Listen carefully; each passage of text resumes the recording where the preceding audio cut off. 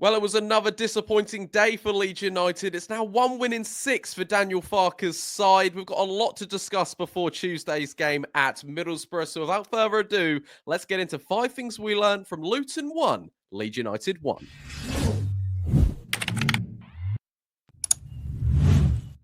All right, guys, what's going on? My name is Ollie Ward. Welcome back to the Ollie Ward channel. Welcome back to 5 Things We Learned. This is where we take 5 things from the most recent game and we have a little chat about them. Before we do get into this video, be sure to smash, let's go for a humble 200 likes on this video. Also, subscribe if you are new. We are 4 subscribers away from 19,700. It will feel so good to see 19.7 instead of 19.6. So if you are new around here, be sure to subscribe and also get your comments in on everything regarding yesterday. Also, your thoughts towards our game on Tuesday night against Middlesbrough. It's going to be a tough game. But yeah, let's get into 5 things we learned from Luton 1, Leeds United 1. Obviously, it was a disappointing day, but our season is still alive. And we have to thank Oxford right now. They did beat Sheffield United, but obviously on the form guide, Leeds United are still struggling. Leeds United are now 15th in the last 5 games on form.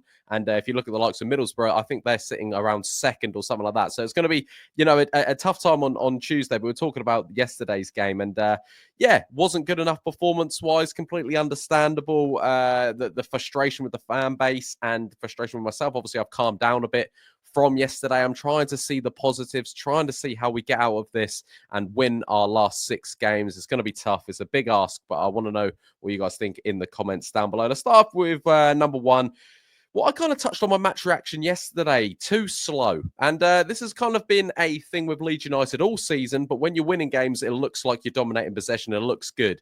But Leeds United made a lot of passes yesterday and a lot of possession. But if you watch it a lot, you know that possession is coming from Stroud to Roden, Roden to Stroud, to Tanaka, to Roden. And it's just this like sort of midfield free, and Ampadu gets involved as well. And I'm a massive fan of play the way you're facing. I don't mind it. But when you're slowing a game down, sometimes Leeds United slow a game down too much. And that's what I thought the problem with Ampadu and Tanaka was yesterday. They both like to slow a game down, play at their own pace, which is brilliant when you're winning. But the gaps close when you take too much time on the ball. Sometimes you need that quick out of your feet pass, like a Joe Rothwell gives you, like a quick play up the pitch gives you. But sometimes I find that Leeds United are far too slow on the ball. Leeds United play their best football when we're on the counter, when we play quick, overlapping football from Firpo, from Bogle. But when we're actually quite still, the options close up. We seem to get suffocated. And yeah, like I said, I'm not against playing, you know, if your back's to the defender and you've got your defender in front of you, pass it back to him. That's completely fine. But then move out the way, get the ball moving quicker. I find Leeds United keep a lot of the ball. And like I said, it looks brilliant when we're winning. We dictate tempo, and that's what Tanaka does so well.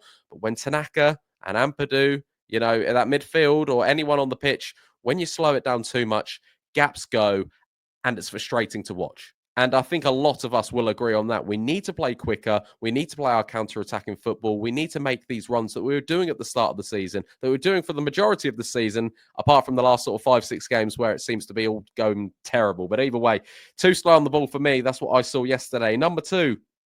Let's quickly touch on the Ramazani situation. What is going on there? We're getting a lot of weird claims on Twitter regarding Farke and Ramazani's sort of clash. Obviously, there probably is something behind the scenes there. Farke said he wants to see more from Ramazani. I'd argue the player's case. How was he supposed to do more when you're not giving him time? But also maybe in Farke's defense, he's going, I've given him enough time. I think it's football. It's completely understandable, but I do find the situation weird. I'd like to see it aired out. I would like to know what's happening because it's clearly not, he's just not performing well enough. There's clearly something going on behind the scenes because you're putting on Isaac Schmidt, Sam Byram and Patrick Bamford before sort of a 10, 15 million pound winger that you brought in the summer. Clearly something isn't right there. I'm seeing some absolute bold claims. People are assuming that Daniel Farke's man management with Ramazani doesn't know what he's doing. He had the similar situation with Somerville and Nonto, said, and he was saying, I think people are just going crazy with the rumours and the speculation. I don't believe it. I understand Ramazani hasn't been our best player this season. Has he had enough time to prove it? I don't know. There was times this season where I thought he should be starting. There's times this season I thought Dan James and Solomon should be starting. Nonto and James should be starting. Things like that. It's always mixed up.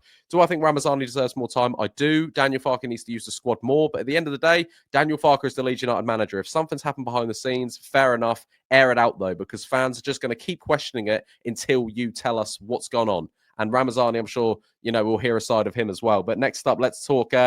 should Patrick Bamford start? And yes, the date is the 6th of April, 2025, and we're still talking about Patrick Bamford, but I'm massively... I massively criticise Patrick Bamford a lot. I do. And I have said that he shouldn't be a Leeds United player, not based on necessarily anything he's done, but he can't keep up injury-wise. I just don't think he is good enough, really, if we want to go to that next level. But when he came on against Luton yesterday, thought he was brilliant. And he's probably done more in that sort of 40 minutes that he got than Piroe's done the last sort of 2-3 games. And actually, a lot of the argument now is, should Patrick Bamford maybe get the nod against Borough? I don't think he will. I don't think Daniel Farke will do that yet. And I don't think Patty Bamford has enough fitness in him right now to get, a start. But understandably, it is good that we could see Bamford come on and cause the defence a bit of fuss. I gave him his praise yesterday because he's got the intelligent runs that I don't think our strikers make. He sometimes on the ball he is a bit like Bambi, but actually the runs to get in behind, and yes, sometimes he'll get caught offside, but actually it's so intelligent, the runs Bamford makes off the ball. If you just watch Bamford for a few minutes, the runs he always tries to make, but again, that's when I'm going back to my first point of too slow. The amount of times Bamford's ran in behind and Ampadu's just gone, oh, that's what he's doing. Sorry, I've got to pass the bogle now. I just want to see that a bit quicker. And people saying, should Bamford start? Let me know what you think in the comments down below. I don't think he should maybe get a start yet, but, I definitely use him against Middlesbrough. I thought he had a very good feature when he came on against Luton. Number 4, what are we going to do with Pascal if Pascal is out? Do you chuck, Voba back in there playing alongside Roden, or do you chuck Ampadu back there, putting Gruev and Tanaka, which was a good partnership? Also, you've got Rothwell. I don't know the Rothwell injury update right now, but actually, I personally prefer Ethan Ampadu at centre-back next to Joe Roden than I do in the middle of the park. I hope I'm not the only one here. I'm just basing that off what I've seen from my own eyes. Obviously, I could be wrong. You guys could say, no, Ollie, what are you talking about? I want Ampadu in the middle of the park. I'm not against Ampadu playing. I think he's a brilliant player. I think he's a brilliant captain. But also, I do prefer him at centre-half, where you can control the game, where you can slow it down a bit at the back. I don't mind that. In the midfield, I want to be quicker. Does Gruev bring that? I don't know. If a Joe Rothwell is fit, I'd like to see him and Tanaka go again. That's what I would really like to see. But we don't know sort of the injury crisis of Pascal right now, or unless I've missed something completely out. If I have, let me know in the comments down below. But if Pascal is out, he limped off the pitch at the end of the Luton game, then it looks like he might go with Voba. He might go with Ampadu. I would like to see what Daniel Farke does against Middlesbrough. It's going to be a very, very tough game. It's worrying me a little bit, but I do still think that Burnley and Sheffield United, I don't think anyone thought Oxford would beat, Sheffield United. And that's kind of my 5th point of 5 things we've learned versus Luton versus Leeds is, let's try and remain positive. I know it's hard, and I know I'm here with my titles going, what are Leeds United doing? They're a disgrace.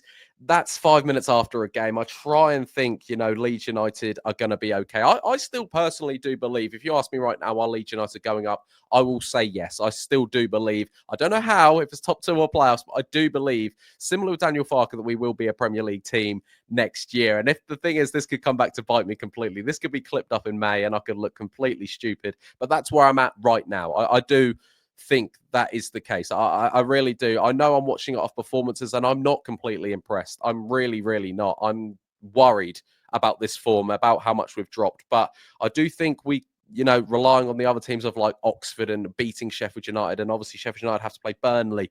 Yes, we need to focus on ourselves, but you've got to take positives from other teams in this sort of title race slipping up. At one point, we were something like 7 points clear of Sheffield United, of 7 points clear of Burnley, 5 points clear of Sheffield United. Now we're sitting in 3rd, which isn't good enough from Daniel Farke. And I think even if Leeds United do get promoted, Daniel Farke in the summer, there has to be questions asked, 100%. But guys, this is 5 things we learned versus Luton. Go for it one more time. Too slow on the ball, then he's changing. What is going on with Ramazani? Should Patrick Bamford start? What is our best team for Middlesbrough if Pascal is out? Would you go unchanged if Pascal's fit? Let me know in the comments down below. And number 5, try to, Leeds United fans, remain positive. I'm going to try. Hopefully you guys can too. Be sure to smash that like button. Let's go for 200 likes. Subscribe if you are new, and get all your comments in. I've been Ollie Ward, and I'll catch you in the next one. Cheery. Oh.